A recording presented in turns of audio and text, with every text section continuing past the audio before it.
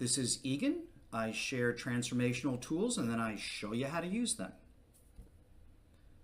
So this was a bit of an unexpected video. You know, when I'm preparing these, I kind of think of interesting topics and I make a list and then I say, well, I'll shoot this one or shoot that one, and then it goes from there. My channel is new, so I'm learning as I go. And what happened a few days ago is that I found out that a friend of mine that I've known almost 25 years had passed away. He had died earlier this year, and it got me thinking, because in the last 3 years, 5 important people in my life left, passed away, translated, transcended, moved on, if you will. And it made me ponder how we pass the torch, how one person influences another person, and that person influences another person, and then one person passes away, and then another person kind of takes knowledge they gained, and that maybe from that other person, and so forth and so on. We're all influencing each other.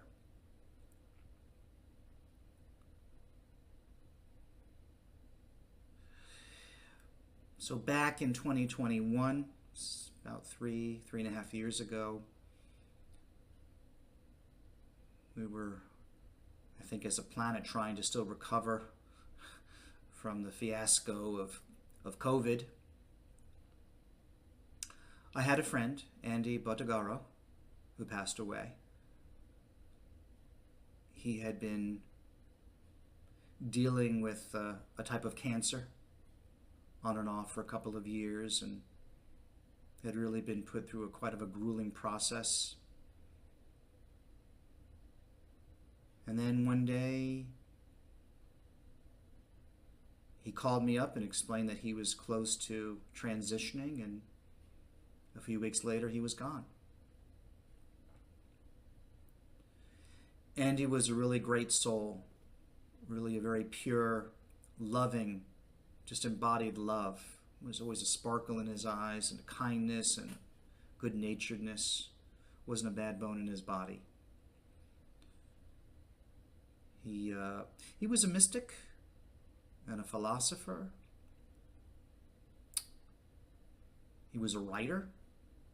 He wrote beautiful, beautiful stories and many other things.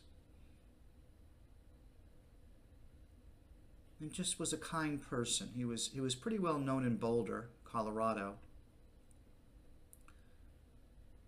And just embodied goodness. I think that's kind of what he passed on to me. Just a nice reflection of a pure soul, trying to make his way in a very strange world at times. At the end of 2021, another very important person left, and that was Sanaya Roman. Sanaya Roman was a spiritual, metaphysical teacher. Starting in the 1980s, she channeled a being, a guide named Orin, O-R-I-N. They have an organization called Luminescence. And so she wrote books like Living with Joy and Personal Power Through Awareness and Spiritual Growth, Being Your Higher Self, and the Creating Money book. These were all metaphysically based books that truly empowered people and uplifted people. Some of the first books that I ever encountered. So, especially metaphysical ones, when I first started getting into this in the late 80s. And it was a shock, because nobody really knew before it happened. There was no real warning. I think, in a way, we kind of took her for granted because she'd been there for so many years that we just assumed that she'd just keep going on. Doing workshops and classes and just being present. And then one day, she wasn't. and just had a lot of wonderful experiences listening to her courses, reading the books. It's a lot of what I use when I'm teaching and working with other people in my spiritual work. She really transmitted a lot of light to a lot of people on the planet as a whole. It was a tough one. I often consider her like my spiritual mother because I had known her for most of my adult life, and it really became the foundation for a lot of the things that I'm doing right now. So it was kind of my culture, so to speak, my spiritual culture.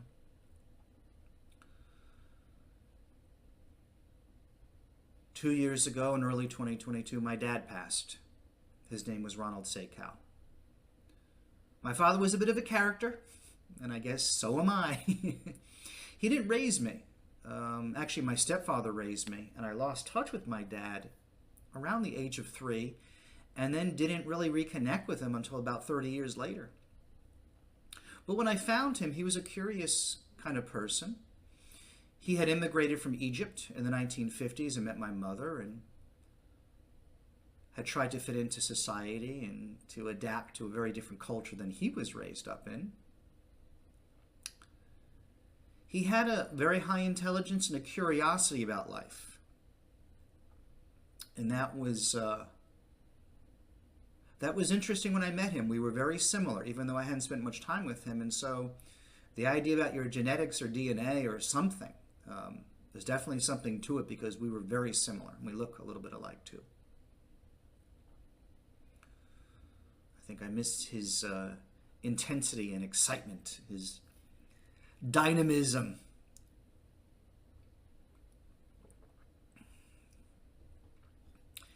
At the end of 2022, another influential teacher in my life, Dwayne Packer, passed away.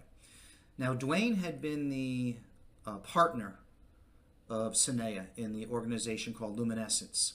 Sanaya Roman channeled Oren and did courses and books with Oren, and Dwayne had channeled a being named Aben, who was a wonderful guide who basically shared with Dwayne Light Body. Light Body is a spiritual system that deals with energy centers that are slightly beyond the chakra system. It's a marvelous, marvelous program. All the Light Body courses are amazing. He was a brilliant man. He went from being a geologist and then got into metaphysics and then went into a totally different career. So he had a fascinating story. Very intelligent, intellectual, scientific man who was also very sensitive and aware and enlightened. And Light Bodies had an amazing effect upon me, especially the last couple of years. I luckily got to speak to Dwayne not too soon before he passed, and had a wonderful conversation with him, and I couldn't really thank him enough, I think, for what he's contributed to my life. Finally, that brings us to number 5, my friend Yasos, or who I used to call Iesos. I kept on mispronouncing his name because it was the first, Greek pronunciation I had to contend with when I met him. I think it was over 20 years ago. Yasos was one of the first New Age musicians in the 1970s, along with Steve Halpern, who introduced the world to New Age music, which is, almost 50 years later. We just accept that there's New Age music, but him and Steve Halpern were the real pioneers of that. And Yasos was an intellectual, a lecturer, a musician, a humanitarian. Very interesting guy. He had a website called yasos.com. I think it's still up, where it has all this spiritual knowledge. He summarized the spiritual teachings of a lot of different metaphysical teachers, and it was an important resource for me. Just having that website, it really guided me in a lot of interesting directions, and it was just a wonderful, wonderful gift, along with his music and his presence. And so when I heard about his passing, I think I had spoken with him about a year ago. We were conversing. It made me realize that one way or another we're always passing the torch. The people who came before us are acquiring knowledge or experience or love and light, and they transmit it. A mother and father to their child, a spiritual teacher to their students, and so on and so forth. We build upon what previous people have done. You could think back to WW2 and the men and women who fought in that war, and a lot of them have passed away or are pretty close to. And the significance of, winning World War II and how that affected our entire world. We take many things for granted these days, always thinking that we can do better or be doing better, but sometimes we forget how far we've come. And that's often been built on the shoulders of other people. When I think of spirituality, I think of some of the people I've mentioned that I've lost recently, Sanaya, Dwayne. But also people like Louise Hay, who did so much for the world. Also Ramana Maharshi, who I deeply appreciate. And so I guess the message of today's video is simply two things to suggest. One is that when you have a spiritual resource, a teacher, a guide, a master, something or someone that's helping you along, waking you up with transformation or spiritual growth, be profuse in your gratitude. You can never thank a spiritual source enough. And I think I've been pretty good with most of my teachers expressing the gratitude. And when my clients and students express their gratitude for me, that increases my light. So, it's a wonderful thing. It encourages me to do more, to grow more, so I can transmit more light to others.